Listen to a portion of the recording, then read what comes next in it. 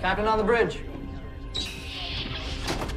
Alright, captains, we are back on the bridge, and today, yes, let's go! Finally, captains, we are gonna get to review, actually, the first episode of Star Trek Picard Season 3, The Next Generation. So, on screen. Captains, before we get into this video, to those who are new here on the bridge, welcome. What we do here is cover Star Trek Online content, but over the past couple years have been venturing into actual Star Trek. And since the ships from Star Trek Online have been coming into the actual shows themselves, like Picard here, we wanted to also share our love for all things Trek. So expect that here. So we ask you to like the video and of course subscribe here to the YouTube bridge, as we're always on the lookout for like-minded captains. With that out of the way, here we go. Captains, you know how we've been excited, especially with the coverage of what we've been doing for the trailers leading up to this first episode. So what we want to do is do our little review, and we're going to drop a little bit of our little 2 ECs here and there. Now, I do have notes on the episode, but I have taken some screenshots as well to refer. But let me just say off the bat, I'm blown away. The only thing that I kept thinking of last night after watching this was I felt like I was home. I felt like this warm hug, and that could be the nostalgia talking probably, but regardless, even with the new actors in there, the new characters, it just felt right. Everything felt right. Leading up to this, the hype for this was absolutely amazing, and it really, really blew my expectations away when we went over this, but we'll probably go over that. I will apologize right now. I will probably be changing my uniforms a couple times here because we could not help but have some nerdgasm. So here we go. So again, we can't talk about the starting of the episode without that lovely little intro that you captains just saw. Now that includes the Titan A in that. So for anything that we do here in terms of our videos, even for Star Trek Online, sometimes we will use that. We'll borrow it. We've borrowed it. And it's just a huge, huge shout out. Take this opportunity to shout out Mr. Bill Krause, aka Admiral Buck, that he got his ship, the Shangri-La, into Star Trek Picard. And if you don't know, captains, we've actually done an interview with Bill Krause, and hopefully after this season we will have him back here on the bridge to talk about his ships and how he feels after everything has been said and done. So there we go. Again, he is a super nice guy, and it just could not happen to a more Star Trek fan to have his ships come into Star Trek Line. Now, the one thing that I loved about this was right off the bat, we had just like this wicked intro, and the music was really, really sort of classic, the classic Star Trek, and then all of a sudden you went to this old school classical music. But then we also went straight into having some ships on screen. Captains, our first love for Star Trek has always been about the ships, of course the characters, and then the story. So we're going to touch on all that as we go through the slides here.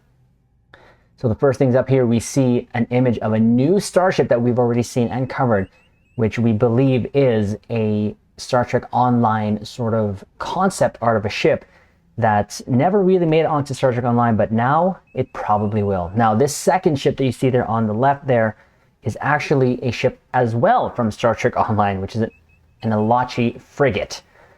Here, they probably designated something else and they used it for different purposes, but that's okay. So we see that there, and then we kind of get a real sort of start and tone to what's going on. And I love the fact that we can hear already a Picard log playing in the background.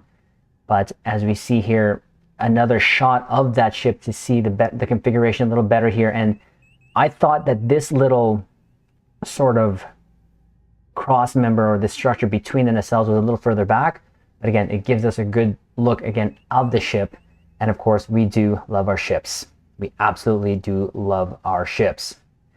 Now, we get introduced to Beverly Crusher, and again, it is so awesome that we just had her do some voice acting in Star Trek Online with the latest episode there, and she just did a fantastic job. But essentially there's a warning here, and she's getting ready because they've got docked and being boarded. And here there's like a fight between her and these two aliens that come across with, I don't recognize this. I don't know what it is. Obviously they're masked, but there was a huge firefight between them. And Beverly, unfortunately, she got shot there and she got hurt, but she was able to take care of business and take them out. But again, there it is. She was actually wounded. Not only did she get shot in the shoulder, but also, I believe, somewhere in her body as she was going for the second gun. And then at this moment, this is where she actually does contact. She asks Elios. So the ship is Elios. So they're SS Elios 12 there on the top right. So I had to take a shot of the view screen here. You had her asking to send a message to Admiral Jean-Luc Picard. And you see the ship then, of course, cutting to the scene of the ship actually cutting toward, but we get another shot there. Now this shot was in the trailer that leading up to that, and then there was two other ships there in pursuit. We just get another shot here, and I added this one here, but there was this better shot of the ship from the top view, and that indeed is a Star Trek Online design.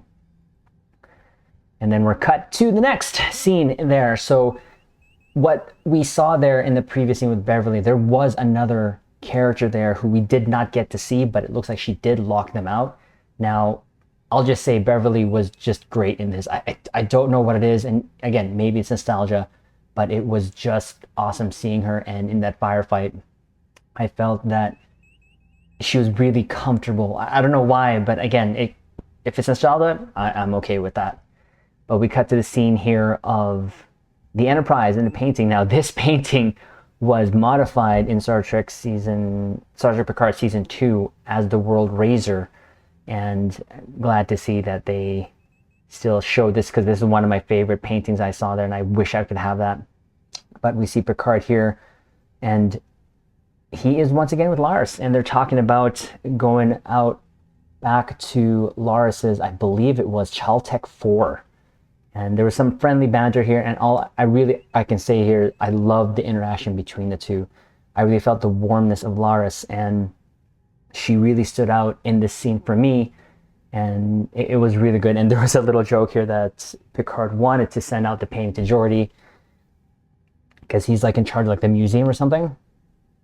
And as he asked one servant to sort of pack it up, Laris said, no, don't you dare.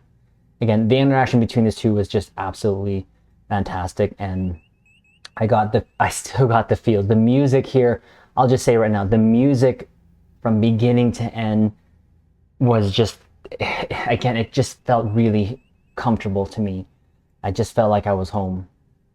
And then, of course, after that, so we cut to a scene of Picard writing some notes or something, and then he hears the communicator beeping there.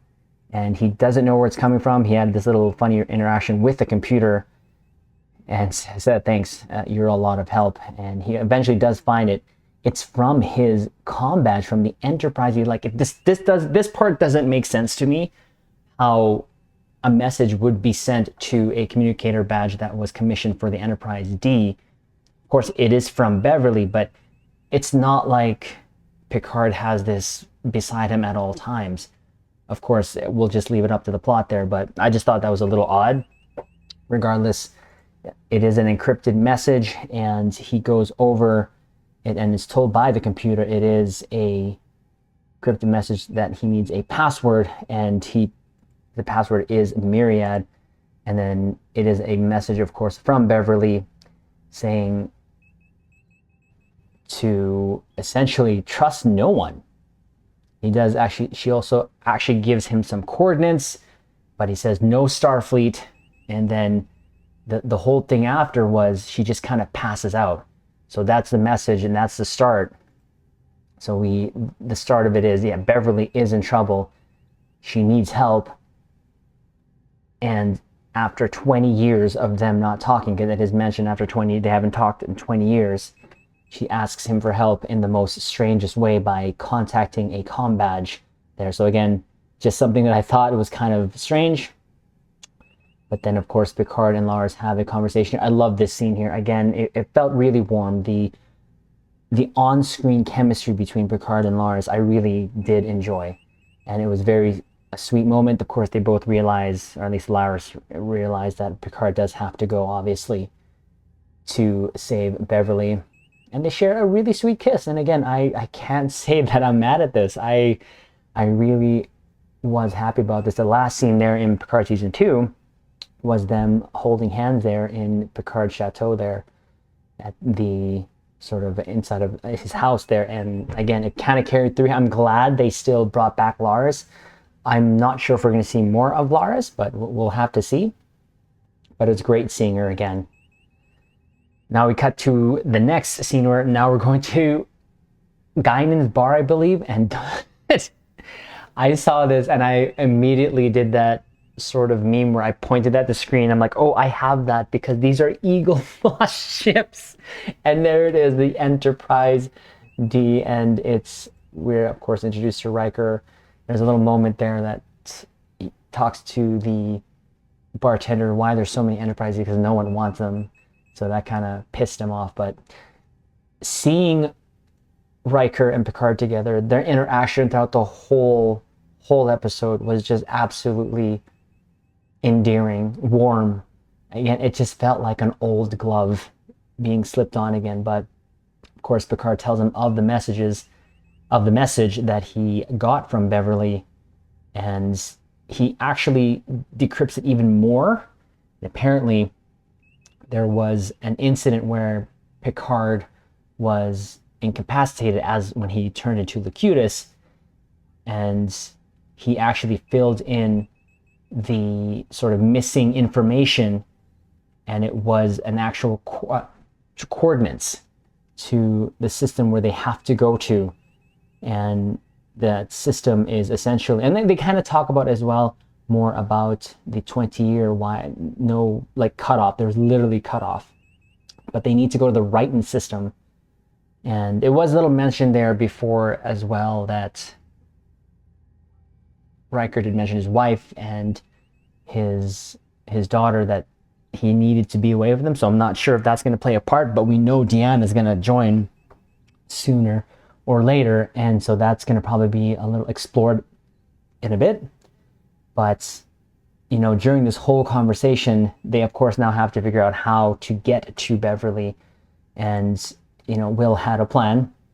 Of course, he's going to try something. He had always something up his sleeve, but again, the interaction between these two was just absolutely amazing. But during the whole time, they are being watched already. So that was purposeful to show this character looking at them, and he was actually holding a model of the Enterprise D. So that was kind of interesting there. Now, next up, we head over to a scene of Metalis Prime. And here we are actually again introduced to Rafi. And here I kind of will say again, for Rafi, I know it was one of the characters I couldn't really connect with in the first couple seasons there. I'm still having a little hard time, and I hope that changes. I hope that her character gets a little bit more growth. But in this particular scene, she goes sees an Orion, and it's sort of turning out she's like a sort of junkie or something, but she's trying to get some information from him, which she finally does get some information after giving him some money, and all he could tell her was Red Lady. And so after that, the little interaction, she heads off and actually does communicate that she is indeed asking for reports to a security channel, and that she is saying that she is a commander. So she is in Starfleet still, but looks like working outside of regular Starfleet operations. So again, we'll see how the season goes with Rafi. I believe she's just more like a middle piece in the whole thing to just carry on the story, but she does play an important part in this first episode here. But here we go. So, so the next thing we have actual Riker and Picard heading off to the starbase. Now, first thing again I did was point in the screen and go, look, look, look. Now, the left there, you can see that's a Gagarin from Star Trek Online, and I believe that's an Odyssey class above there on that pod. Couldn't really make out that other ship there in the middle, but as it pans out a little bit more, we see another ship to the right, and that's the Sutherland, if I'm not mistaken. I can see the nacelles there, the deflector, the underslung nacelles, and I do believe I can make out a weapons pod. But this starbase is, I would love to have this in Star Trek Online. And of course, this is one of the things that we'll be concentrating more on, because like I said, my first love is ships and all that stuff, and anything that has to do with sort of in the setting of space. When we see our ships or bases, that's where what I love to see. It was great seeing that. And of course, Picard and Riker are talking about their plan, which is to do a surprise inspection on a ship, which they're going to use to get to Beverly. So of course, Picard was kind of feeling that it was, didn't really know about the plan, but again, the interaction between the two was just absolutely amazing. I just loved it. And of course, the next parts here is where I really lose my mind and had to change my uniforms, because so as they head out to or into the space station there, space dock, Will lovingly says, well, hello, beautiful. And we saw that in the trailer, and this is where we're introduced to officially the Titan A. And it was just absolutely amazing where they really treated this portion like days of old. Like, I really was just in awe. Even right now, I'm just in awe. And I'm glad that they're taking this sort of cues from the past and really giving attention to the ships. And of course, there she is. And I did notice a couple more ships there. So that one there in the bottom right, that's the Reliant, again, a Star Trek Online ship. And I believe the one right below the Titan A there is just a shuttle. But as you can see, it also has the same type of nacelles. I really wish they would just not reuse that nacelles and give it different, because it just kind of takes away from the ships, in my opinion, because these are the same nacelles used on the Sagan class, the USS Stargazer that we saw in season 2. But this was just absolutely, I lost my stuff. Now in the ship, the other ship there behind there, the structure, that is another Sutherland class. And one thing I do notice is we saw a bunch of Sutherland classes here, 2 or 3. I just deem that as a bunch. But again, a ship from Star Trek Online. So captains, if that's a ship that you want to fly, you can do so in Star Trek Online. But just beautiful. And then the music is just, you can tell. And Will was also giving a little bit of background on this. This is actually a refit of his Titan. So originally in the video that I made prior to hype Star Trek Picard Season 3, I thought how I understood it was the original Shangri-La. No, it was the Titan, and they kind of used it still as the main frame, but they are calling it the Neo Constitution. Just the name itself was awesome, the Neo Constitution. And of course, they're saying that the reason why they're picking this ship is the fleet is dispersing for Frontier Day, which does come into play, and they want to use that sort of distraction to take or try to take the Titan and convince the captain to take them to the Righton system. And he does give a little bit hint of that the captain here is going to be a difficult person to handle, but he also does mention that Picard will know very well the first officer of the Titan. But again, just gorgeous shot. I cannot get over. It's so beautiful. It's just so nice. It's so nice, and I cannot wait to get this ship in Star Trek Online. And I already have a name reserved for it once we do. But it does have an Excelsior-esque type deflector, and I wish they kind of changed it, and I've said that before, but it is what it is. And I do hope when this actually does come to Star Trek Online, it does actually use the old Shangri-La skin as, again, an homage to Bill's design there. But they are met there by 7 of 9, aka Annika, Hansen, and she has actually corrected them because Picard was introducing Seven to Will. It says Annika Hansen, and she mentions that the captain prefers it that she use her name.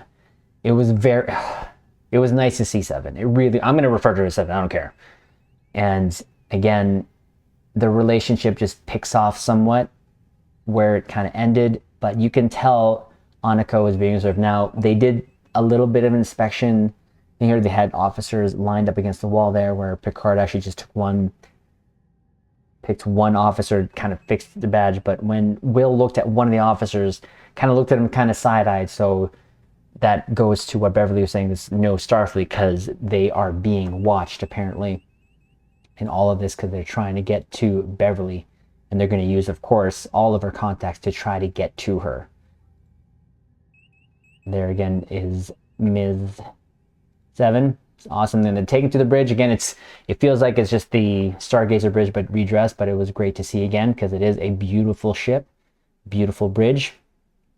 And we're introduced now to Geordi LaForge's daughter, Sydney LaForge, and apparently it was a joke that in the academy she was Crash LaForge there, which Riker was mentioning. So I thought that's cool. I can't wait to see what she does in Star Trek Picard here, and it kind of almost pays tribute to the title, The Next Generation, because this is LaForge's daughter. So it's really nice to see, and she's the helm officer there. And it was kind of a funny moment because everyone was at attention and everyone went back to their stations, and she was still kind of smiling, and Picard said, "What's wrong with her?"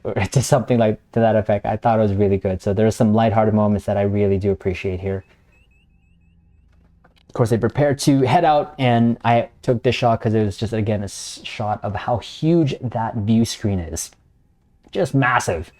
So, and I'm not sure if that's actually a clear view or it's just a screen, but it looks like the same size as the screen of the Strange New Worlds Enterprise.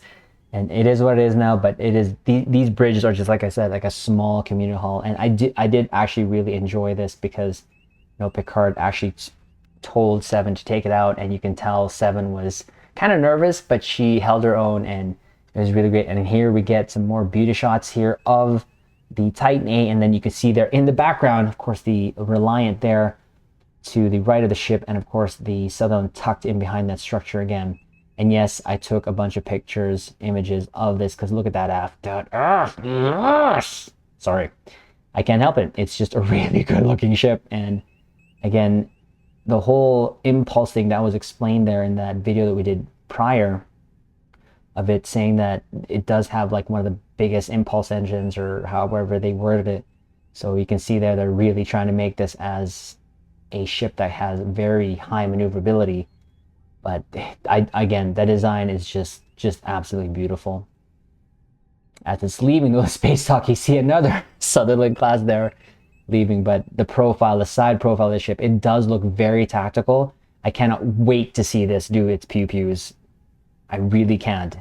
I do wish, again, they kind of kept here at the front of the ship the original torpedo tubes that was on the Shangri-La that Bill had, but we'll take it, and hopefully we have that option to do that swap in Star Trek Online. Yeah, I just couldn't help myself. And I believe that ship that you see in the top left corner there is another Gagarin. So, of course, they head out to warp. And again, this was a funny moment. But I loved seeing this, though, Seven at Captain's chair. Picard leaned over and said, "Shouldn't you warn engineering that we're going to warp 9.99? And she's like, "Yeah, that's newer models. We don't need to do that." And a funny moment between the Picard and Riker. Picard says something like, "You're gonna make a fine captain." Will says, "Great save." And he actually does say to Will, "Shut up." This is on the bridge, coming from an admiral and a captain. That was just awesome. So again, this is Will's old ship, so that, I guess, was confirmed there through just how Will was introducing. And I love the way she sits in the chair. It was just a thing. That's why I took this image, because it's just the confidence beaming from Seven. I absolutely loved and adored. And having her back is just awesome. This is a shot here before they head to warp, and look at that aft. That aft, yes! And of course, now it was mentioned when they boarded Titan that they're going to have dinner, or the captain invited them to dinner, and this is the captain, Captain Liam Shaw. And my impression of him is he's going to be an interesting character, but he almost reminds me of the captain from the Enterprise B, or the Excelsior, I should say. Just kind of by the book, and he does mention that he likes things, you know, by the book. But before Picard 7 and Riker entered, he was already eating, and he kind of, you know, when they enter the room, Picard's like, well, sorry, are we late? He's like, no, your reputation's so big that the procedure was here, so I just started. He's coming off pretty wrong here for me personally, but he has a presence about him. But they have dinner there, and they're talking about the whole reason why they're there, about the inspection. And of course, they talk about trying to head over to the Righton system, and you know, the captain already there is like, well, that's outside Federation space. And after the whole conversation, essentially, he says no. So he actually said no, and he referred to, and the reason being is, well, even though Picard tried to pull ranks, like, yeah, you're retired, and well, you don't have a ship, and I take orders from people who have higher pay grades than all of us. So he's by the book strict, and the way he delivered it, though, was absolutely to the point of part brilliant, part I want to punch his face in.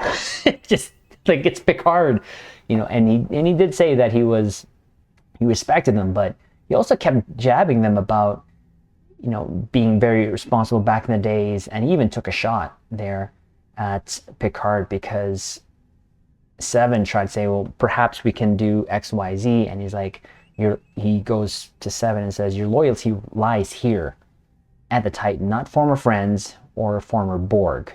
Literally a shot at Picard there, and he just kind of gives Seven the con and just goes to his room.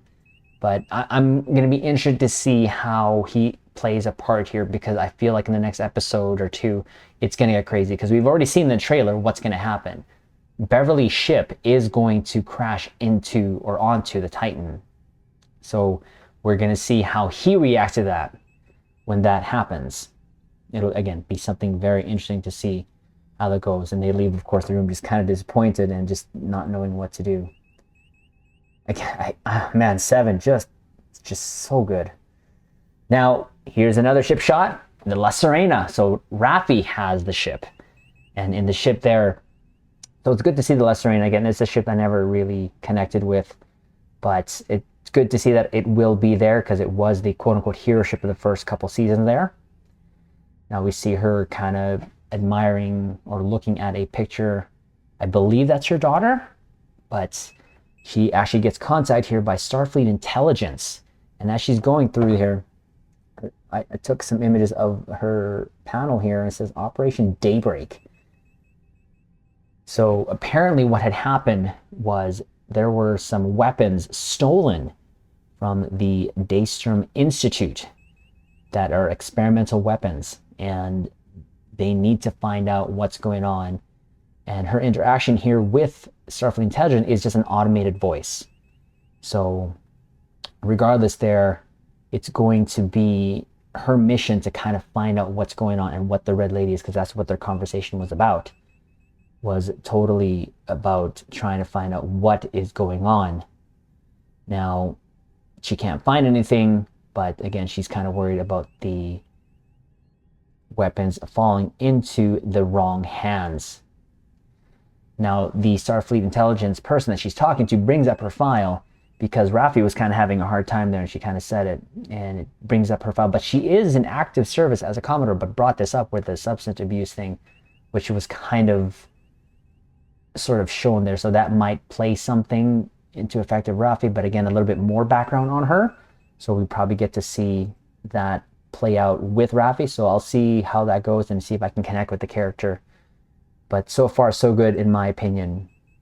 Now they're saying that those weapons that were stolen is an active war, and that this is what her priority mission is, to find out what is going on.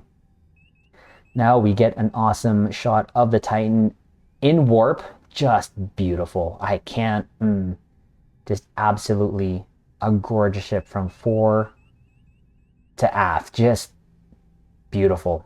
This was a cool sequence. Again, just a very simple shot of the ship going into warp, but it was really, really cool there for that shot there. And these are the accommodations that they were able to give, apparently on short notice. A bunk bed. Picard was actually sort of said that this was embarrassing, and again, the banter back and forth was awesome. And while they were here, they got called to the observation room there by Seven, and she does not hold back and says she needs some answers now, like in a firm tone, to the point where Riker had to sort of speak up, but he said, do you know who you're talking to? And he's like, well, this is how I speak to friends. And so that's kind of is setting the tone then for Seven, because now we find out she's kind of struggling in her sort of path that she chose to become Starfleet. And so this is going to be more story building, background building on Seven and what she's currently going through. She does actually give a little ode to Janeway, because mentions Janeway and Picard, they were the ones who asked her to join Starfleet. And it was really good here when she said she wanted people to look up to them just like how she looked up to them, you know. And I thought that was just really, really cool. A really good moment there in between those two. And again, she's just kind of questioning her decision there joining Starfleet, but they tell Seven what's going on. And with that, the things now is starting to get interesting there. Of course, now we see the Shangri-La actually made a course correction and did go to the Righton system. So Seven 100% disobeyed orders. So that's going to be interesting to see what happens then to her once Captain Liam finds out. But look at that shot. I love the impulse there, the cutout there on this sort of the rear or the aft of the saucer there beside the actual impulse engines. It just looks so good and so modern and tactical looking too as well. But they're there because Seven, did disobey the orders and told them that in about 4 minutes they need to get to the shuttle because a guard is going to be leaving and they need to get on that and get out. Of course, she knows what she's doing, and of course, Picard thanks them and they're off. Unfortunately, with the lighting there, that's kind of, and the sound, I guess, that's what woke up Captain Liam, and he is not a happy camper. Gets onto the bridge, tells them to lock down, but it's too late because there was an unauthorized launch there. And well, it's Picard and Riker breaking away from the Titan, and Liam is not happy with Seven and asks her to report everything to a report. And he actually says something to loyalty your way to the end of her career. And then he just wants a full report on everything that had happened. So he leaves the bridge and again, just kind of leaves her. So you would think he would already put her into the brig, but that didn't happen. So not sure what he's doing. Maybe what he's going to do is contact Starfleet and tell them what actually happened there. So we cut back to Rafi here now, and she's trying to really rack her brain on trying to find out what this red lady is. And she asks what kind of important days are coming, and there we can see that Frontier Day playing another sort of role there. So she finds that out, and of course she's actually taken back. Now the image there, tried to get it out there, but apparently one of the things that was shown on the screen was Rachel Garrett, and it was a statue. It was a red lady, was a statue of Rachel Garrett. It was supposed to be a dedication ceremony, but in that screen, a couple more, and we'll cover that in a different video, but they showed the Voyager B, and actually we released a video there for Star Trek Online News saying that the Voyager B, that the ship that was shown there on screen when Rafi was looking, and it was quick, you had to be very quick. It was the Voyager B. So now in Star Trek Prodigy, apparently there is supposed to be a Voyager A. So we're going to see what that comes. But the ship that they showed as Voyager B is the Pathfinder in Star Trek Online. So that's another ship that got canonized. So we're super happy for Thomas Marone, our developer there in Star Trek Online, to get another ship from Star Trek Online canonized. It actually did have an image there of the Odyssey 2. It says slated for early decommission. So that is confirmed that the F is going to be decommissioned. But as soon as that happens, she does hightail it out of there to head over to District 7. And unfortunately, she's too late. She tried to communicate, but it was being blocked. And unfortunately, it's for that place, because that is the image that we saw in the trailer. They literally just decimated that. And it was the way that this weapon apparently, so it made a circle around the building, it sucked it down the hole, and then another hole appeared in the sky kind of just right beside it and spat it all down. So that's the experimental weapon. So not only did it collapse the building, but it also transported it to another point where it fell down in the city there. So that was pretty horrific. And yeah, Rafi was kind of beside herself because she was a little too late there. So it's going to be interesting to see how that affects her, because she was a little too late on that. But that event, of course, had to happen, and that was what the Starfleet intelligence officer was saying, with it was an act of war, and it is now. So Riker and Picard do find Beverly's ship eventually there, and it was quite interesting because we get a little bit more image of that ship there, but they couldn't really find out, but they do find out eventually that it is, and confirm that it is Beverly Crusher. I love they used this image there of her younger self there.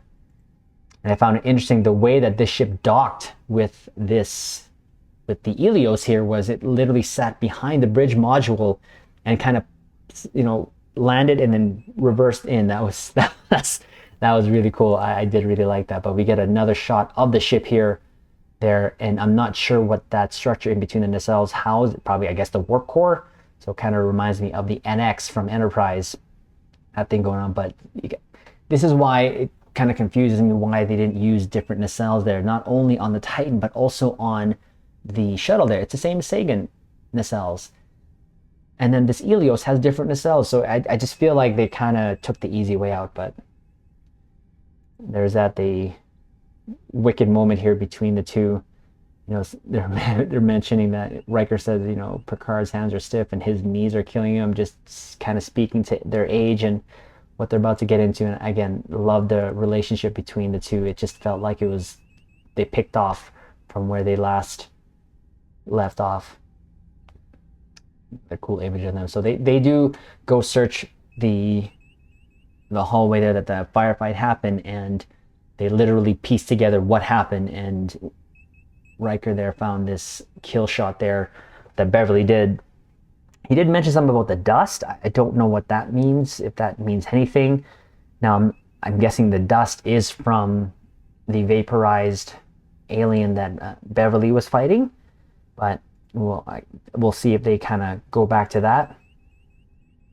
As Picard goes to the bridge, we can see Will doesn't see the actual other individual that was there on the ship, and he is already taking aim at him, and he takes him hostage, unfortunately. But before that, of course, we see this again in the trailer leading up to this, that we see Picard finding Beverly in the stasis pod. So she was put in there, she's okay, but her vitals are failing at this point. And there we go, we are introduced to this new character, and this is apparently Beverly's son. So a lot of the sort of theories out there that this is Beverly's and Picard's son. We're gonna find out. He did have an English accent, so I don't know what that's all about. So we're gonna see how that goes. But eventually Picard kind of disarms him by saying, the person that put Beverly in here cared for her. And as he put his guard down, Will took his gun, actually hit him and took his gun. But yeah, he says there in that moment he is Beverly's son. And I took this because there was a proximity alert. He was saying that they were on the run, but they had ships following them, and they were found right now Unfortunately, all the systems for the Helios were turned off, but we got this real quick shot of the front shot of the Helios, so you can see that the nacelles are kind of slanted there, and we can see a good shot of the saucer. So it's gonna be interesting to see. I'm pretty sure this ship will make it into stow now, but I would like to get more details on this, hopefully after Picard, just to get more information on the technical stats of it, like of the weapons and all that stuff and the purpose of the ship. But you can see it is the SS Helios there. Now he opens the bay doors because, or the view there, the view window, and it's gonna now reveal our main enemy there, which is this ship here with the Shrike, I believe is what it's called. And it looks pretty menacing.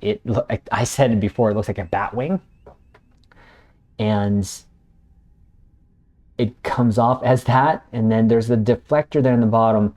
But in the shots here, you can see it. It's very, very massive ship. Now it's it's still bigger than the Titan, but it's not like overly huge. It's not like Scimitar. This image here reminded me of the Scimitar versus the Enterprise and Nemesis. I think they did that purposely. But the music as well kind of had a V'ger bong in it. So I'm not sure if that's meaning anything, if the Borg is going to be involved in this. But we know that this is the crazy psycho lady ship, and this is how they end off the episode. So it's going... I didn't want it to end. I really did not. And the episode was about 50 minutes, 50 plus minutes. I did not want this to end. It was a great episode from beginning to end. I was engaged. See what I did there? I was emotionally invested, and the way that they introduced the characters, that they were kind of introducing the story, it felt very natural. Nothing felt forced. And I really did like that. And I am really excited for the next episode and for the season in general, because of course there are some people that we haven't seen yet. But after this, it goes into the credits, and the credits, oh my word. The credits were just all the feels. I don't want to say I almost started to cry, but I felt the feels. I really did. It started off with just that beautiful music there. But I took some images of it, what they were showing. Of course, there's the Shrike there. There's the Titan.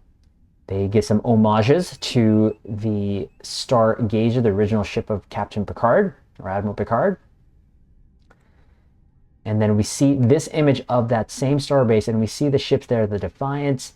I believe this one down there in the bottom there is an actual Constitution. And then the one on the very left there was a Intrepid. But you go to the next one that I captured, you see 4 ships here, and it's another ship canonized from Star Trek Online, which is the USS Pioneer. It's an actual TOS style ship, which was built by Thomas and also part of the Agents of Yesterday recruitment events.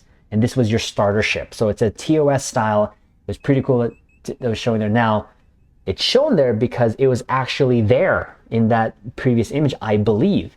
So it shows there the Intrepid, there's the Pioneer, it says the USS Enterprise. So I believe this is Voyager there.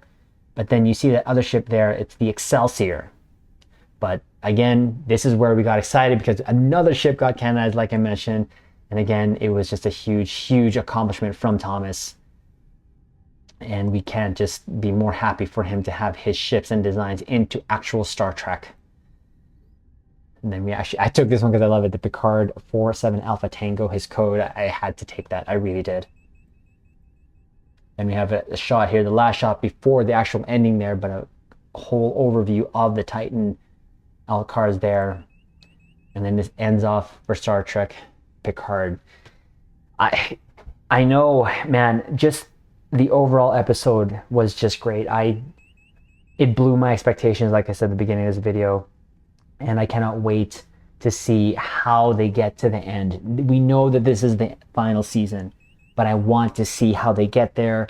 I can't wait for the introductions of the other characters like Worf, Lord, Deanna, and how that's going to come. And then, of course, the way that they did the ships here, my goodness, they treated them with respect. I feel like this just first episode alone, they treated the Next Generation cast with respect, and this could be the proper send-off to them, and I'm for it. I really am. Now, the other thing that kind of tugged the heartstring there was this. They said for Annie there, of course, we know that Annie Wershing was the board queen there in season 2 of Picard, and she had passed away. I thought it was really, really awesome of them to just to say that, and I wasn't ready for that. I'm not gonna lie, I was not ready for that.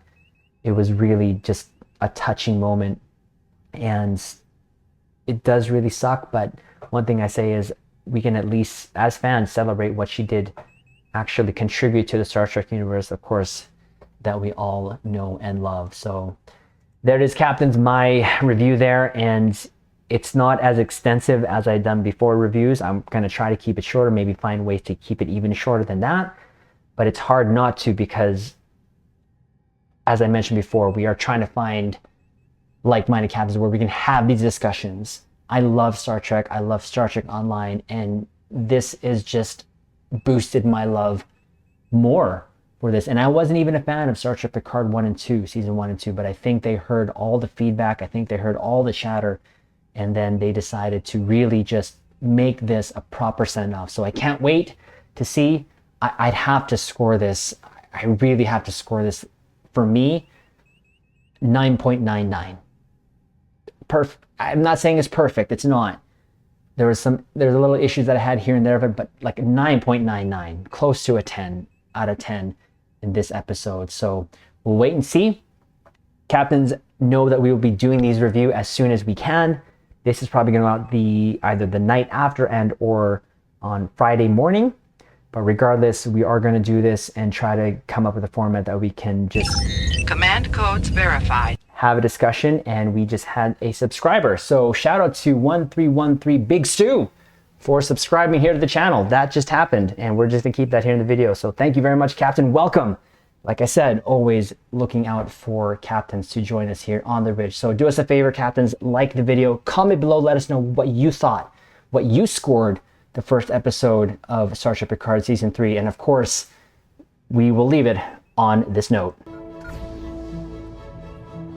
Live long and prosper.